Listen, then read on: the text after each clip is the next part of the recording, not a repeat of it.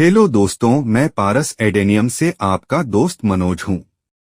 आज हम एक ऐसे पौधे के बारे में बात करेंगे जिसका नाम है पीली घंटिया टेकोमा स्टैंस पौधा।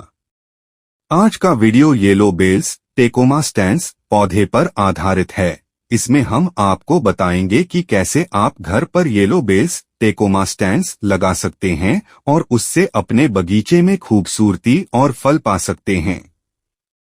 वीडियो शुरू करने से पहले आपसे अनुरोध है कि अगर आपको हमारा वीडियो पसंद आता है तो आप हमारे चैनल को सब्सक्राइब कर लें और बेल आइकन भी सेट कर दें ताकि वीडियो के साथ साथ हमारे आने वाले अन्य वीडियो का नोटिफिकेशन भी आप तक सबसे पहले पहुंच सके। लाइक करें और कमेंट करें और हमें बताएं कि आपको हमारा वीडियो कैसा लगा। तो चलिए शुरू करते हैं येलो बेल्स टेकोमा स्टैंस पौधे का संपूर्ण परिचय और देखभाल विषय पर वीडियो।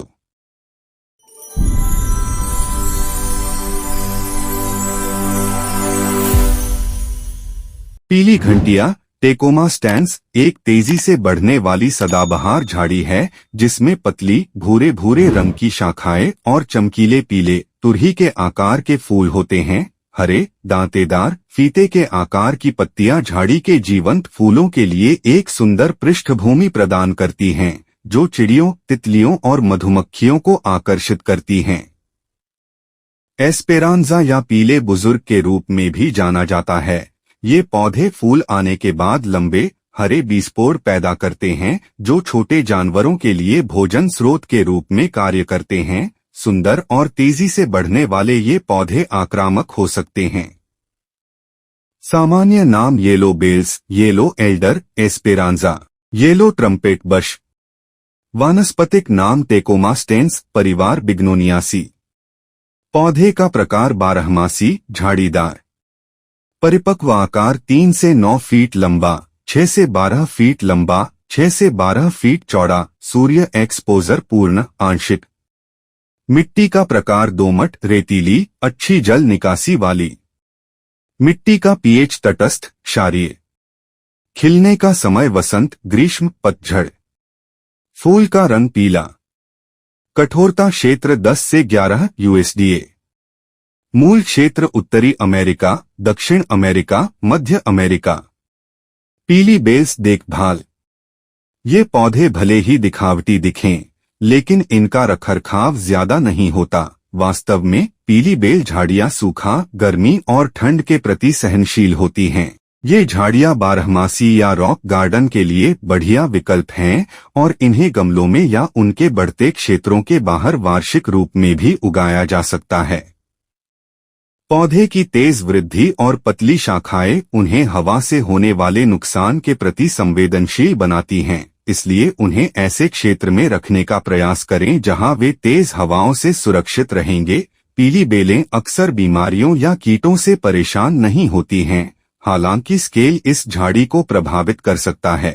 छोटे जानवर बीज खाकर नाश्ता करने का आनंद लेते हैं, जबकि हिरण जैसे बड़े जानवर पत्ते चरने के लिए जाने जाते हैं। चेतावनी।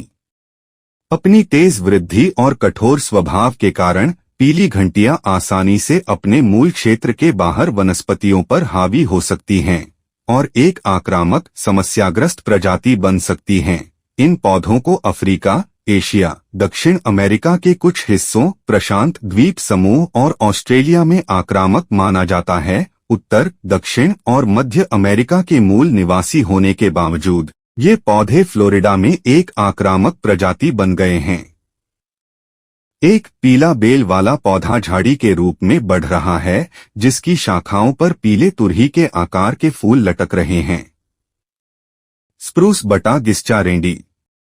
लंबी पत्तियों वाली शाखा पर उगने वाले चमकीले पीले तुरही के आकार के फूल वाला पीला बेल पौधा।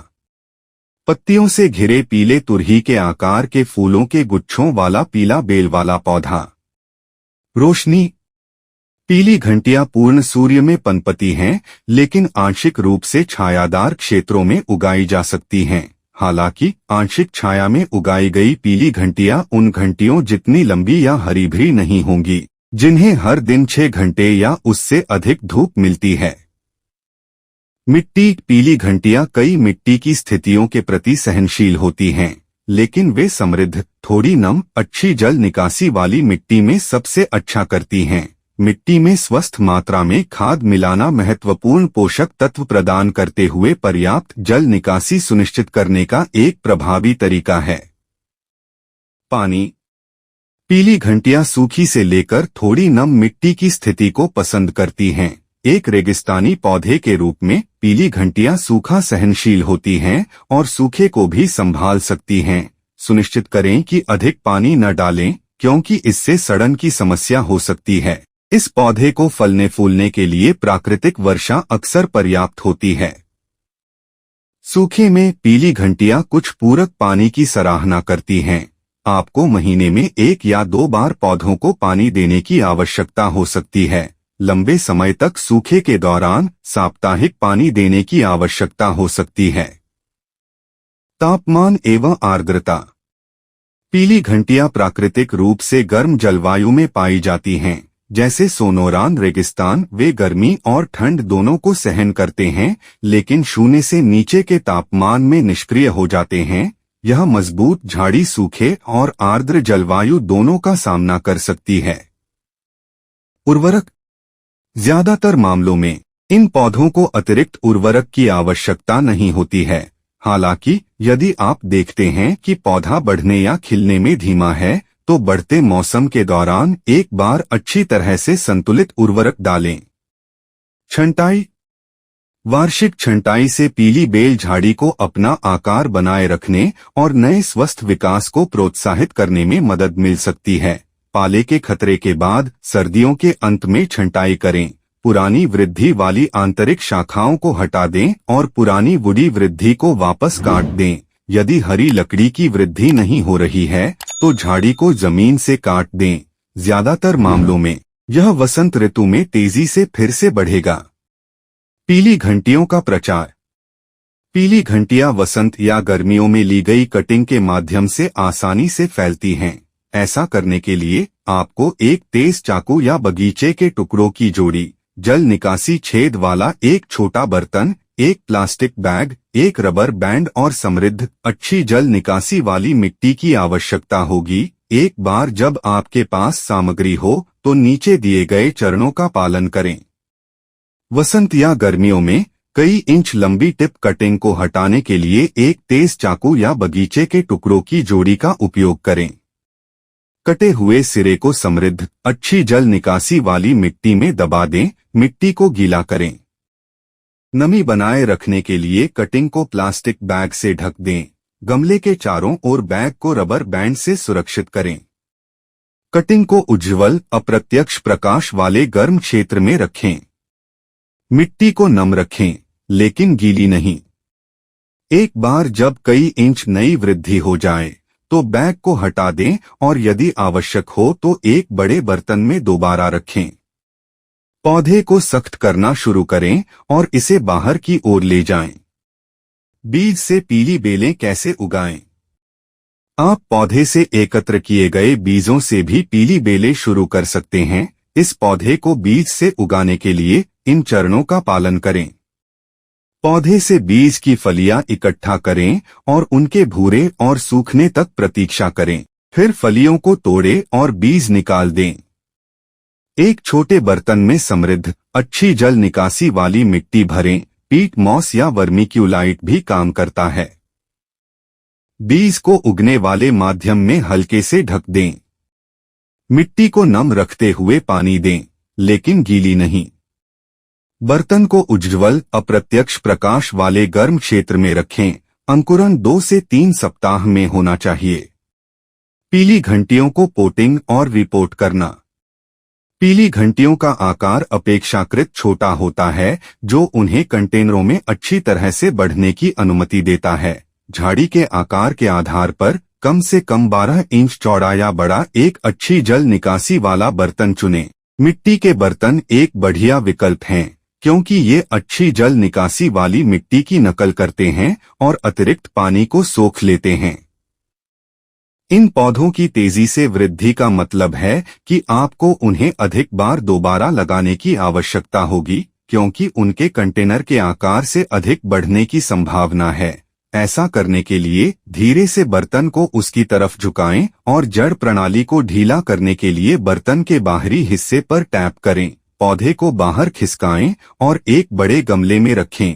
इसे अच्छी जल निकासी वाली मिट्टी से भरें। झाड़ी को उतनी ही ऊंचाई पर गाड़ दें जितनी पहले थी।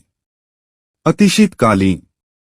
जब यूएसडीए कठोरता क्षेत्र 10 से 11 में उगाया जाता है तो पीली घंटियों को सर्दियों में किसी अतिरिक्त देखभाल की आवश्यकता नहीं होती है। जब इस क्षेत्र के बाहर उगाया जाता है तो इन झाड़ियों को कंटेनरों में रखना सबसे अच्छा होता है ताकि उन्हें गैराज या ग्रीनहाउस जैसे आश्रय क्षेत्र में ले जाया जा सके।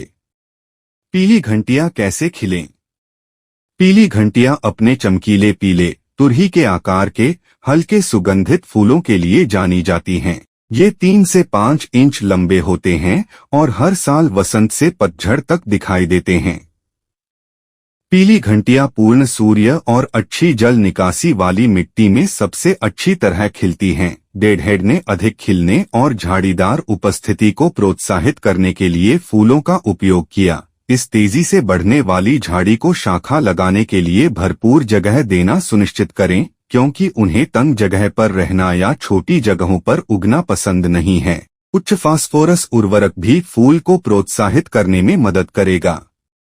चमकीले पीले रंग के तुरही जैसे फूलों के साथ पीली तुरही झाड़ी 10 स्प्रूस बटा हेडिकोलस की पत्तों वाली शाखाओं के चारों ओर चमकीले पीले फूलों के गुच्छों के साथ पीली ट्रम्पेट बुश झाड़ी, पीले तुरही झाड़ी की शाखाएं दांतेदार पत्तियों और पीले तुरही जैसे फूलों के साथ एक साथ गुच्छित। पीली घंटियों के साथ सामान्य समस्याएं। पीली घंटियां कठोर पौधे हैं जो उपेक्षा पर पनपते हैं। उन्हें अक्सर मुद्दों या समस्याओं का सामना नहीं करना पड़ता। हालांकि पीली बेल उत्पादकों के लिए सबसे बड़ी समस्या फूल की कमी है। खिलने का अभाव।